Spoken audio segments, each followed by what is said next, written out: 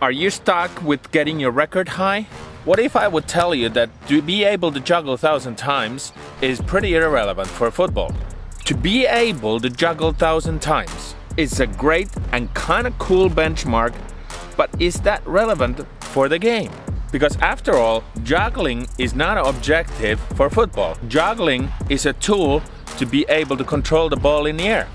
I'm not really a big fan of skill competitions and all kind of measurements, but there is one thing what stuck with me all these years from Finland, and it is the 4-4-4 juggling.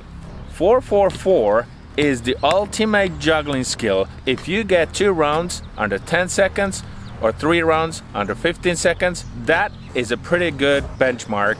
And yes, that is quality over quantity. And if you're able to hit those time frames, that's a pretty good indicator that your juggling skills are good enough to help your game.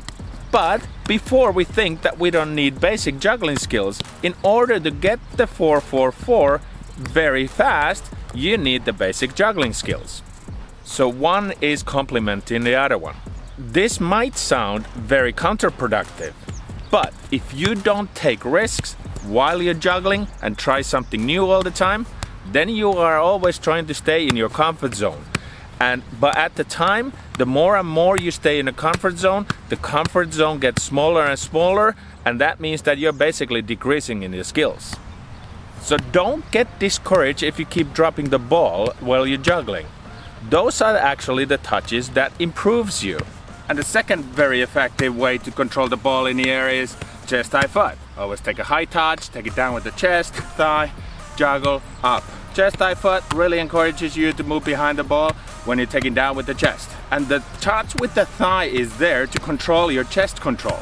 So the further it bounces, you're not able to take the touch with the thigh. But once you start getting the touch with the thigh after chest, now you know that the ball is not bouncing far away from, so you're controlling the ball with your chest is improving. And one of the key points is that if you don't get the ball high enough to take it down with your chest, you just continue juggling. Now the high touch just became a ball control with your thigh or foot, and the game goes on. Don't stop. Always keep going. Because after all, we're trying to improve football and not juggling. If your goal is to juggle 1,000 times, then of course you should focus on keeping the ball steady and be willing to repeat one thing again and again, literally 1,000 times. Try different styles of juggling with highs and lows, different body parts, different amounts. The playing with the ball is the key of ball controlling skills. The good example is the legendary Maradona warm-up before the game.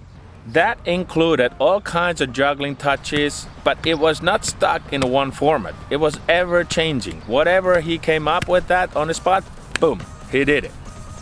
And while you're comfortable playing with the ball, different bounces, different moves, that will translate the best into the game. And to be honest, there is no one way of juggling. There is no school for that. You don't graduate of juggling. There's just the traditional ways of juggling, which of course the coaches wants to see because that's all they know. That's easy to measure.